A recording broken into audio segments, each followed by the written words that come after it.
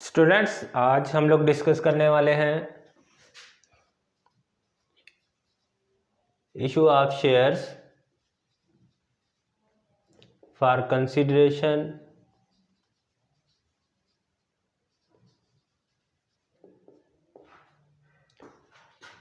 Other than cash.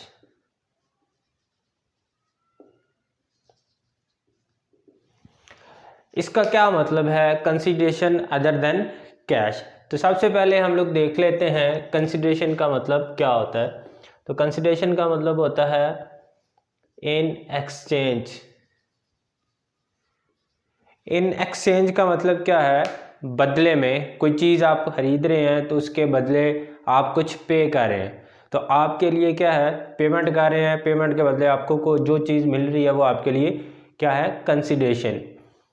इसी तरह से आप एग्जाम्पल ले लें कि मैं लेक्चर डिलीवर कर रहा हूँ कॉलेज में या यूनिवर्सिटी में, तो उसके बदले में मैं चार्ज कर रहा हूँ। तो मुझे जो चार्ज मिल रहा है, जो मेरी सैलरी मुझे मिल रही है, वो क्या है? मेरे लिए कंसिडरेशन है। तो प्रीवियसली हम लोगों ने डिस्कस किया कि जब भी कंपनी शेयर इशू करने जा रही होती है, वो उसके बदले क्या ले रही होती है? कैश ले रही होती है। लेकिन इस पर्टिकुलर केस के अंदर कंपनी शेयर तो इशू करेगी, लेकिन उसके बदले में कंपनी कैश वसूल नहीं कर रही होती, बल्कि क्या वसूल कर रही होती है?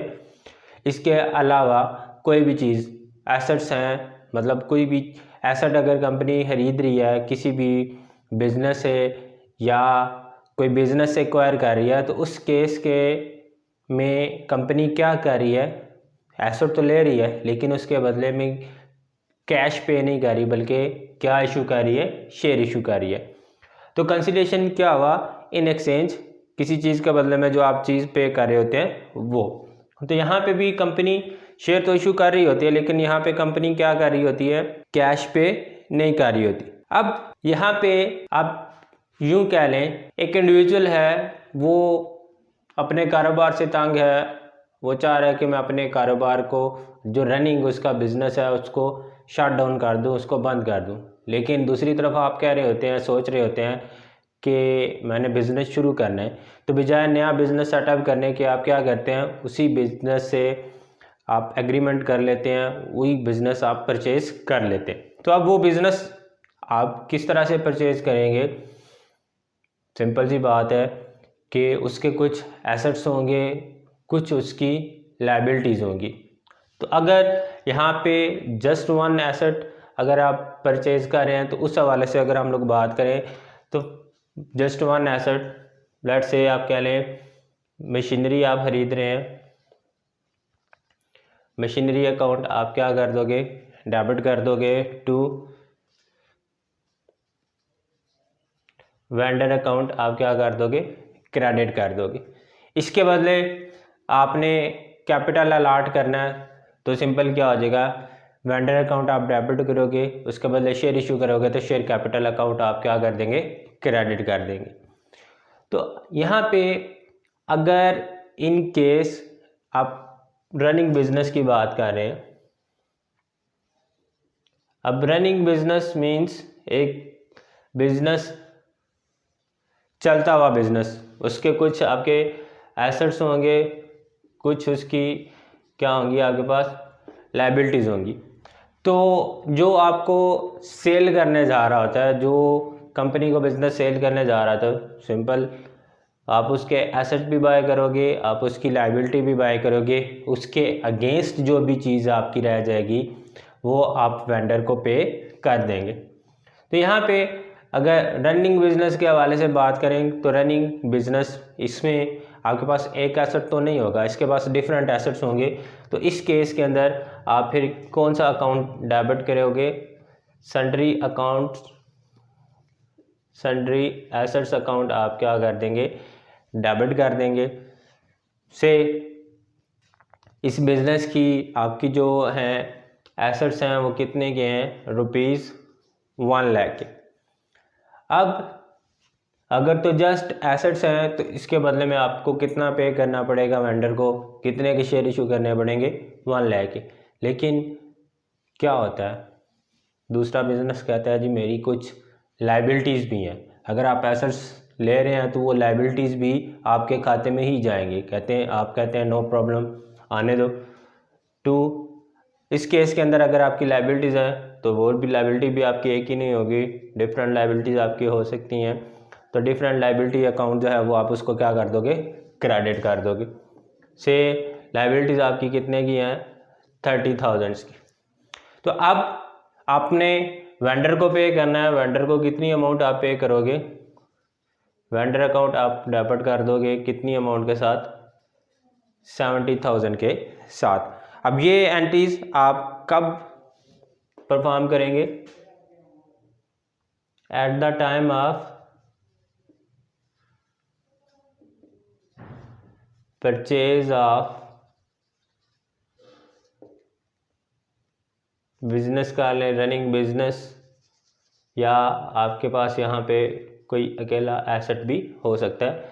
तो ये एंट्री आप कब कर दोगे, जब कंपनी एक रनिंग बिजनेस परचेज कर रही होगी। सन्डी एसेट्स अकाउंट कंपनी क्या कर देगी, डेबिट करेगी। सन्डी लाइबिलिटी अकाउंट कंपनी क्या करेगी, क्रेडिट। और आपने वेंडर को कितने के अगेंस्ट शेयर अलाट करने हैं, 70,000 के। तो नेक्स्ट वन एंट्री, जब आप अलाटमेंट करने जाओगे तो इसकी अलाटमेंट आप किस तरह से करेंगे, एट द टाइम ऑफ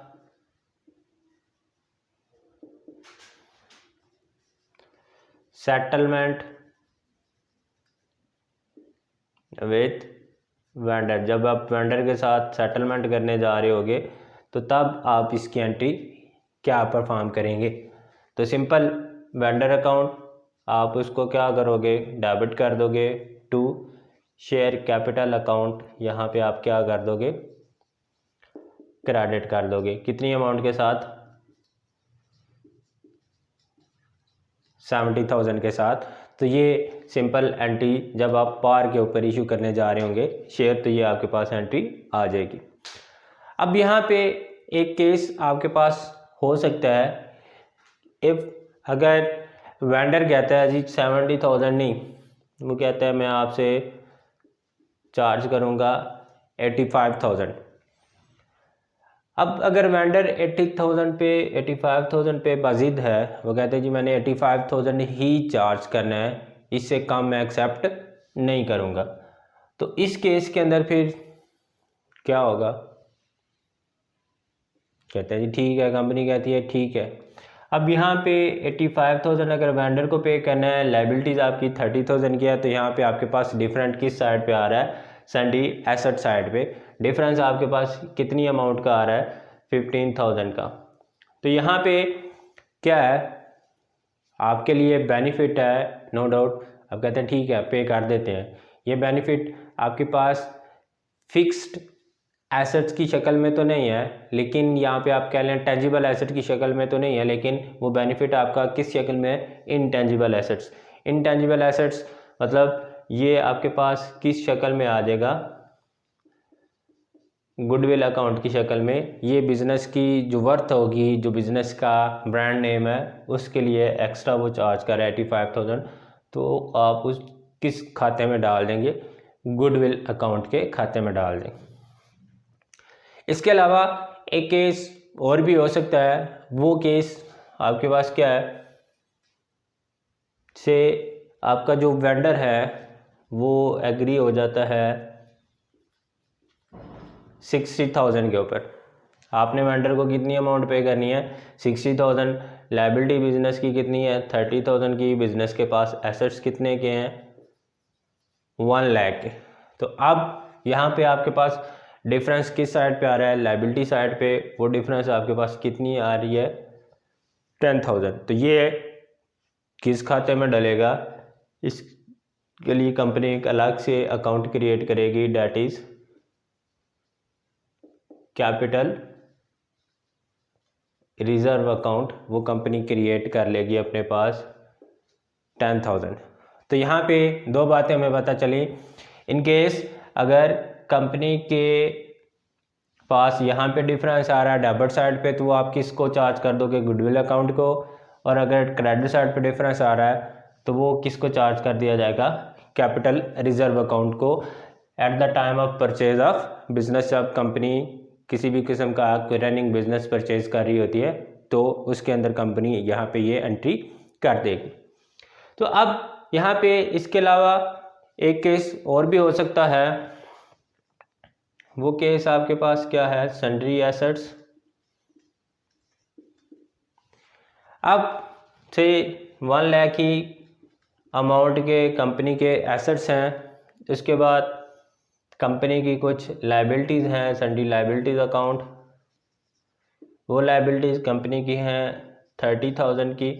यहाँ पे कंपनी आपका जो रनिंग बिजनेस आप परचेज कर रहे हो वो कंपनी कहती है जो कि मुझे 10,000 कैश में पे कर दो, वो आप उसको कैश की शक्ल में पे करेंगे, मतलब आप बैंक के थ्रू उसको पे कर रहे हैं, बैंक अकाउंट आप क्या कर दोगे, क्रेडिट 10,000।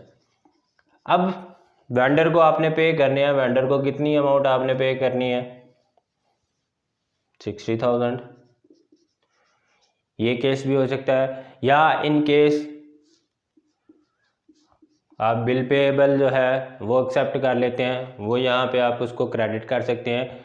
इन चार्ट यहाँ पे कोई भी सिनेरियो आपके पास आ सकता है। 2-3 सिनेरियो यहाँ पे हम लोगों ने डिस्कस किए, वो कौन कौन से हो सकते हैं। इसके बाद यहाँ पे जब वेंडर को शेयर इशू करने होते हैं तो वो शेयर इशू करने के हवाले से आपके पास 3 केसेस हो सकते हैं। वो 3 केसेस आप उसको वेंडर को पार पे भी इशू कर सकते हैं, प्रीमियम पे भी इशू कर सकते हैं, और third case that is discount पे भी आप वेंडर को कंपनी जो है वो शेयर इशू कर सकती है। तो अब वो किस तरह से शेयर इशू करने हैं उसको हम लोग देख लेते हैं। यही एग्जांपल हम लोग यहाँ पे ले रहे हैं। आपने वेंडर को कितने अमाउंट के शेयर इशू करने हैं, 70,000 के। यहाँ पे हम लोग एज्यूम कर लेते हैं कि आपका शेयर जो है वो कितने का है, 10 रुपीज़ का। पार वैल्यू शेयर की कितनी है, 10। तो आप पहले यहाँ पे क्या करोगे, नंबर ऑफ़ शेयर कैलकुलेट करोगे। तो नंबर ऑफ़ शेयर कैलकुलेट करने के लिए यहाँ पे नंबर ऑफ़ शेयर्स, उसके लिए आपके पास फार्मूला क्या है, अमाउंट पेएबल, कितनी अमाउंट आपने वेंडर को पे करनी है, divided by share price. Share price आपके पास जितनी भी है वो आप उसको डिवाइड कर दोगे। इन दिस पर्टिकुलर केस आपने वेंडर को कितनी अमाउंट पे करनी है, 70,000। तो 70,000 डिवाइडेड बाय 10 कर देंगे तो यहाँ पे आपके पास नंबर ऑफ़ शेयर्स कितने बन जाएंगे, 7,000। तो 7,000 यहाँ पे आपके पास 7,000 शेयर आपने इशू करने हैं। एक शेयर कितने का, 10 का। तो ये टोटल आपके पास कितने बन गए, 70,000 शेयर्स आपने वेंडर को यहाँ पे इशू करने हैं ₹10 ईच के हिसाब से। उसके बाद सेकंड केस आपके पास यहाँ पे क्या हो सकता है, अगर आपने प्रीमियम पे इशू करने हैं, से प्रीमियम आपके पास 11 रुपीज़ है, तो 11 रुपीज़ यहाँ पे आपने नंबर ऑफ़ शेयर इशू करने हैं। अमाउंट्स पेएबल आपके पास अगेन 70,000। एक शेयर आपके पास कितने का, 11 का। तो यहाँ पे आपके पास प्रीमियम के लिहाज से बन जाएंगे। अगर डिस्काउंट है, लेट से डिस्काउंट आपके पास 9 है, तो यहाँ पे आप सिंपल क्या कर दो, 70,000 डिवाइडेड बाय 9 कर देंगे तो यहाँ पे आपके पास नंबर ऑफ़ शेयर्स आ जाएंगे जो पे करने हैं। तो ये सिंपल आपके पास है issue of shares for consideration other than cash. Further इसको हम लोग देखते हैं with the help of example. तो स्टूडेंट्स क्वेश्चन यहाँ पे आपको स्क्रीन पे शो हो रहा होगा। यहाँ पे कह रहे हैं Imran textiles limited acquired the business of MS Noor sons, the assets and liabilities of MS Noor and sons of the at book value are given below. यहाँ पे कुछ एसेट्स गिवन है, उसके कुछ क्रेडिटर्स गिवन है, और यहाँ पे रिक्वायरमेंट कह रहा है 10 रुपये के हिसाब से आपने शेयर इशू करने हैं पार पे, प्रीमियम पे और डिस्काउंट पे। तो इसकी एंट्री हम लोग कर लेते हैं। फर्स्ट ऑफ ऑल आपने बिजनेस परचेज करी है कंपनी इमरान टेक्सटाइल्स, तो उसकी फर्स्ट एंट्री आपके पास क्या बन जाएगी, क्या क्या परचेज करा है, लैंड एंड बिल्डिंग। तो फर्स्ट अकाउंट आपके पास क्या हो जाएगा, land and building account debit. उसके बाद फर्नीचर अकाउंट है, फर्नीचर अकाउंट डेबिट हो जाएगा। थर्ड पे आपके पास है मशीनरी अकाउंट, और डेटर अकाउंट। तो ये मशीनरी अकाउंट और लास्ट पे आपके पास एसेट्स कौन से हैं, डेटर अकाउंट, कुछ अकाउंट्स रिसीवेबल थे, ये अकाउंट आपके debit. Land and building amounting to ₹50,000, furniture amounting to ₹14,000 और मशीनरी 40,000 की। लास्ट पे डेटर्स आपके पास है 5,000 की। और लाइबिलिटीज़ दूसरी तरफ पे सन्ड्री क्रेडिटर्स हैं, टू सन्ड्री क्रेडिटर्स। तो कंपनी की लाइबिलिटीज़ कितनी है, MS नूर एंड सन्स की, डेट अमाउंट्स टू ₹10,000। यहाँ पे आपके एसेट्स और लाइबिलिटीज़ कंपनी की सारी आपके पास आ गई। अब आपने MS नूर एंड सन्स को कितने पे करने हैं, नूर एंड सन्स, तो टोटल करें तो ये आपके पास कितना बन रहा है, 50 और 40 90 और आपके पास 104 और 109। तो टोटल जो इमरान टेक्सटाइल ने पे करना है MS नूर एंड सन्स को, वो अमाउंट आपके पास कितनी बन रही है, 99,000। तो फर्स्ट एंट्री जब at the time of purchase of business, running business purchase करेंगे तो फर्स्ट एंट्री आपके पास कितनी बन जाएगी, सन्ड्री क्रेडिटर्स अकाउंट। यहाँ पे आपके पास क्रेडिट 10,000 से और अमाउंट आपने कितनी पे करनी है उसको 99,000 के हिसाब से। उसके बाद सेकंड एंट्री, सेकंड रिक्वायरमेंट हमारी, जो फर्स्ट रिक्वायरमेंट है वो क्या कर रहा है, पार के हिसाब से इशू करने हैं शेयर्स। पार वैल्यू आपकी कितनी है शेयर की, 10। तो यहाँ पे उसकी एंट्री क्या हो जाएगी, first of all MS Noor and sons आपके पास क्या आ जाएगा, अमाउंट अकाउंट आपके पास ये आ जाएगा क्रेडिट पे। डेबिट आपके पास क्या आ जाएगा, टू शेयर कैपिटल अकाउंट, यहाँ पे आपके पास आ जाएगा क्रेडिट पे। अब अमाउंट आपने कितनी पे करनी है, 99,000। तो फर्स्ट ऑफ ऑल हमें क्या करना है, कितने शेयर इशू करने हैं MS नूर एंड सन्स को इमरान टेक्सटाइल ने, वो हमें फाइंड आउट करना है। तो वो फाइंड आउट करने का सिंपल तरीका, number of shares is equal to amounts payable, amount payable divided by share price.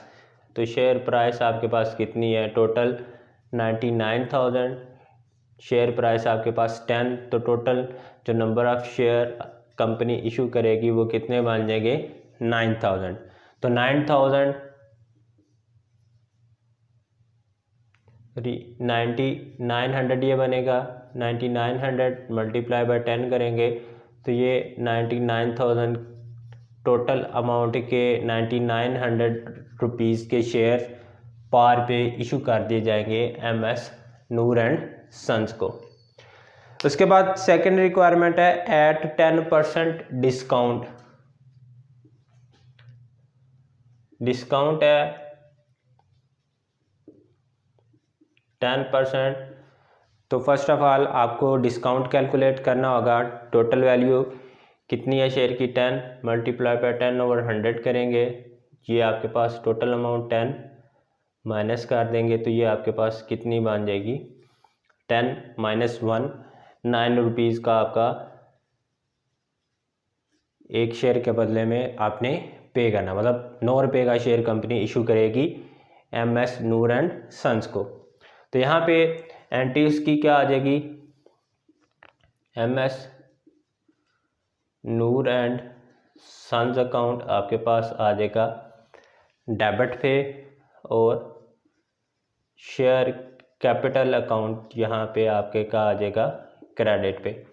Again आपको यहाँ पे भी नंबर ऑफ शेयर्स कैलकुलेट करने हैं, तो यहाँ पे हम लोग इसको कैलकुलेट कर लेते हैं। अमाउंट पेएबल कितनी है, 99,000। अब आपका शेयर कितने का जाएगा, 9 का। एट 10% डिस्काउंट है तो डिस्काउंट के साथ हम लोगों ने फाइंड आउट किया 9, तो ये आपके पास कितना बन गया, 11,000 शेयर्स कंपनी इशू करेगी किसको, MS नूर एंड सन्स को। तो उसके लिए फिर 11,000 शेयर्स, यहाँ पे 11,000 शेयर्स हैं आपके पास, तो 11,000 शेयर, 11,000 एक शेयर कितने का, 9 रुपीज़ का, तो टोटल अमाउंट आपके पास कितनी बन गई, 99,000। यहाँ पे शेयर कैपिटल कितना होगा, 11,000, एक शेयर आपका कितने का, 10 का, टोटल अमाउंट आपकी यहाँ पे जो शेयर कैपिटल जनरेट हो रहा है वो कितने का हो रहा है, 1,10,000 का। तो यहाँ पे आपके पास 11,000 मल्टीप्लाइड बाय 1 डिफरेंस आ रहा है 1 रुपये का, यहाँ पे आपका 11,000 का डिफरेंस ये आपका किधर चला जाएगा, discount on issue of shares, तो ये आपके डिस्काउंट के खाते के अंदर चला जाएगा। तो जब भी डिस्काउंट पे कंपनी शेयर इशू करेगी वेंडर्स को, तो उसकी एंट्री कुछ इस तरह से हम लोग रिकॉर्ड कर देंगे। उसके बाद थर्ड केस है, डेट इज प्रीमियम है आपके पास। प्रीमियम कितना है, अगेन 10%, तो वो कैलकुलेट करने के लिए टोटल वैल्यू आप शेयर की 10 की प्लस 10 मल्टीप्लाई बाई 10/100, 10% है तो 10/100, ये आपके पास एक शेयर कितने का बन जाएगा, 11 रुपीज़ का। तो यहाँ पे एंट्री इसकी अगेन क्या हो जाएगी, MS नूर एंड सन्स को आपने इशू करने हैं, नूर एंड सन्स अकाउंट आप क्या करोगे, डेबिट, यहाँ पे डेबिट कर दिया। शेयर कैपिटल अकाउंट यहाँ पे आपके पास क्या आ जाएगा, क्रेडिट पे। तो अगेन यहाँ पे भी आपको number of shares find out करने होंगे। तो अगेन आपके पास जो अमाउंट पेएबल है डेट इज़ 99,000। अब आपके पास एक शेयर कितने का आ रहा है, 11 रुपीज़ का, तो डिवाइडेड बाय 11 कर देंगे तो ये आपके पास 99,000 शेयर जो है वो इशू किए जाएंगे। तो यहाँ पे MS नूर 1000 को आपने 9,000 के शेयर इशू करने हैं, पर शेयर आपके पास कितने का, 11 का, टोटल अमाउंट यहाँ पे कितनी आ जाएगी, 99,000 का। शेयर कैपिटल 9,000 शेयर इशू करने हैं, बट आपकी बुक्स में शेयर्स की वैल्यू कितनी है, 10, तो टोटल कितना आ गया, 90,000। तो यहाँ पे जो 1 रुपये का कंपनी बेनिफिट गेन कर रही है वो आपके पास कितना आ गया, 9,000। तो वो किस खाते में चला जाएगा, premium on issue of shares account के खाते में चला जाएगा। तो ये एक केस था जहाँ पे आपके पास जो परचेज कंसिडरेशन है वो क्या होगी, ऑलवेज सेम, लेकिन यहाँ पे जब शेयर्स इशुएंस के हवाले से आपके पास डिफरेंस आ रहा है। तो अब भी हम लोग एक नेक्स्ट केस एग्जांपल की मदद से देखते हैं कि जिसमें आपके पास परचेज कंसिडरेशन फिक्स होती है। अगर क्वेश्चन में आपके पास आ जाता है कि परचेज कंसिडरेशन अगर इतनी हो तो आपने शेयर इशू करने हैं, तो उसको स्टूडेंट किस तरह से आप सॉल्व करोगे, तो वो हम लोग उसको देखते हैं। स्टूडेंट्स क्वेश्चन यहाँ पे आपको स्क्रीन पे शो हो रहा होगा। यहाँ पे कंपनी के कुछ एसेट्स हैं और कुछ लायबिलिटीज़ हैं, वो यहाँ पे हम लोग देख लेते हैं। तो यहाँ पे क्वेश्चन आपकी स्क्रीन पे फर्स्ट ऑफ ऑल आपके पास यहाँ पे company land and building asset buy कर रही है, उसके बाद प्लांट एंड मशीनरी, ये अकाउंट कंपनी क्या करेगी, डेबिट करेगी। इसके बाद कंपनी कौन सा एसेट लेके आ रही है, फर्नीचर और डेटर्स, फर्नीचर अकाउंट डेबिट पे चला गया और डेटर्स अकाउंट डेबिट पे आ गया। प्लांट एंड मशीनरी आपके पास 80,000 की, लैंड एंड बिल्डिंग आपके पास 1 लाख, ये कंपनी का 80,000, ये कंपनी बाय कर रही है 40,000 का। डेटर्स कंपनी के हिस्से में कितने के आ रहे हैं, 35,000 के। इसके बाद लायबिलिटीज़ कंपनी कौन कौन सी आ रही हैं, क्रेडिटर्स, उसके बाद बैंक लोन,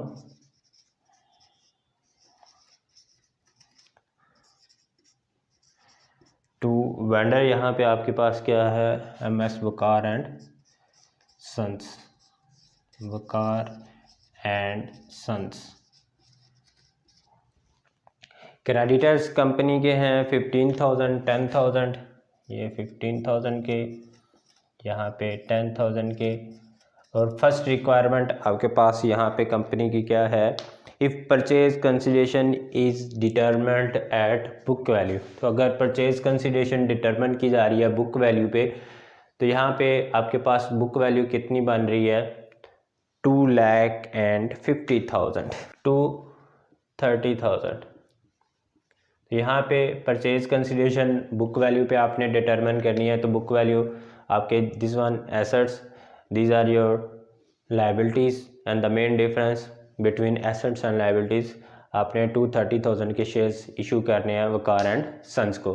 तो सेकंड एंट्री जब आप वेंडर के साथ सेटलमेंट करेंगे उसकी एंट्री क्या होगी, MS Waqar and sons account, company क्या करेगी, डेबिट,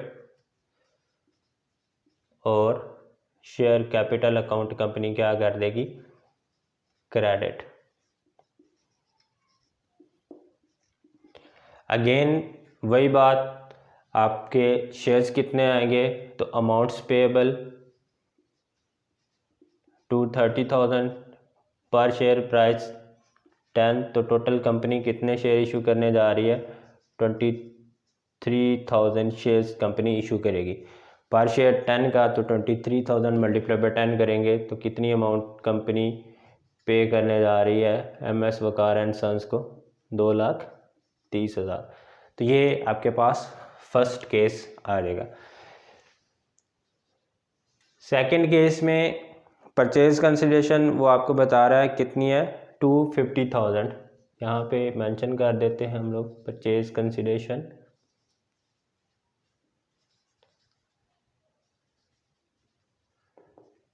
$250,000।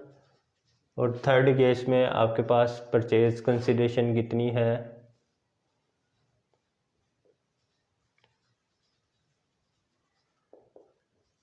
$2,10,000। तो इसकी आपने एंट्रीज जो है वो बनानी है। तो अगेन आपके पास land and building account, debit कितने के साथ, 1 lakh, plant and machinery account, debit,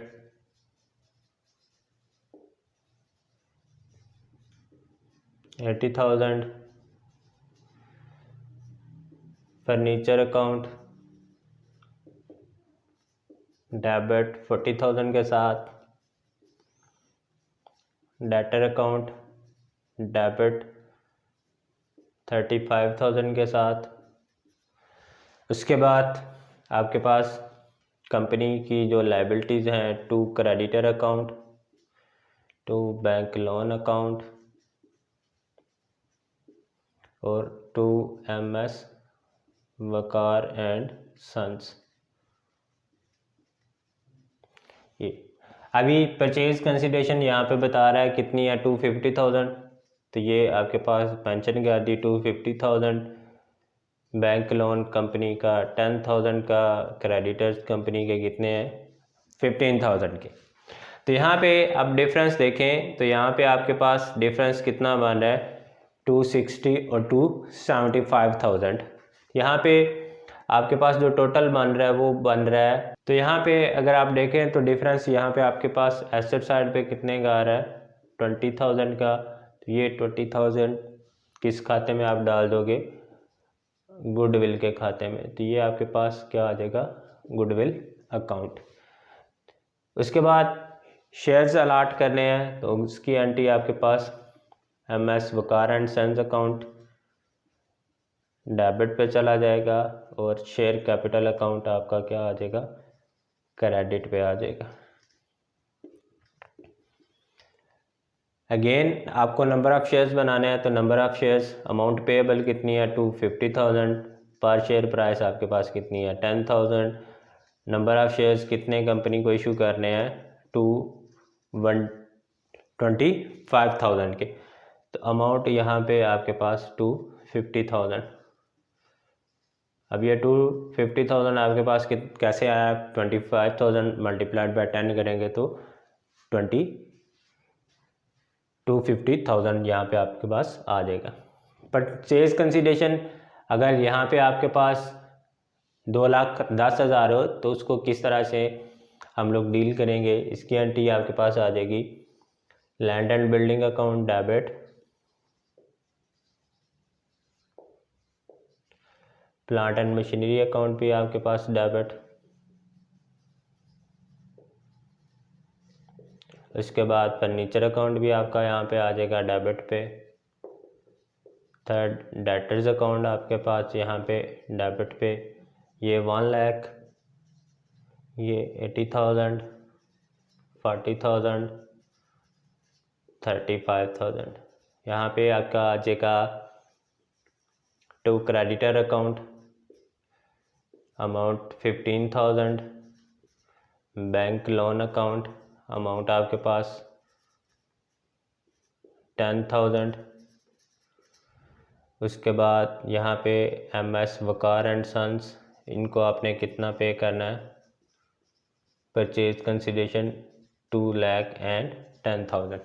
अब आप डिफरेंस देखें तो डिफरेंस आपका लाइबिलिटी साइड पे आ रहा है, तो लाइबिलिटी साइड पे जो डिफरेंस है आप उसको कैपिटल प्रॉफिट या कैपिटल रिजर्व के खाते में डाल देंगे, तो ये डिफरेंस आपके पास यहाँ पे कितना आ रहा है 25,000।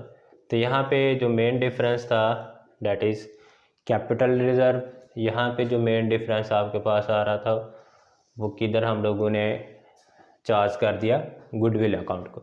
तो यहाँ पे अगेन एंट्री आप अलॉटमेंट करोगे, शेयर इशू करोगे, वकार एंड सन्स अकाउंट आपके पास आ जाएगा डेबिट पे, और शेयर कैपिटल अकाउंट यहाँ पे आप क्या कर दोगे, क्रेडिट कर दोगे। नंबर ऑफ शेयर्स आपको अगेन फाइंड आउट करने हैं, 210, अमाउंट पेएबल, पर शेयर प्राइस आपकी 10, टोटल शेयर्स आप कितने अलॉट करोगे 21,000 शेयर, तो ये आपके पास 21,000 मल्टीप्लाइड बाय 10 करेंगे तो 2,10,000 अमाउंट यहाँ पे कंपनी को पे करनी होगी।